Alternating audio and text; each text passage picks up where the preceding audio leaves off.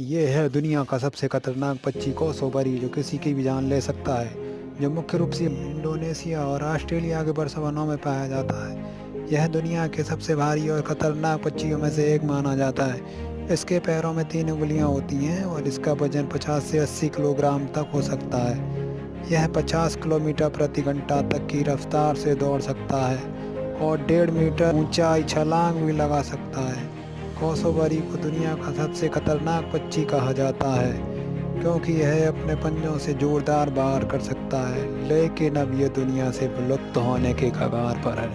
ऐसी और जानकारी पाने के लिए हमारे चैनल को सब्सक्राइब करें।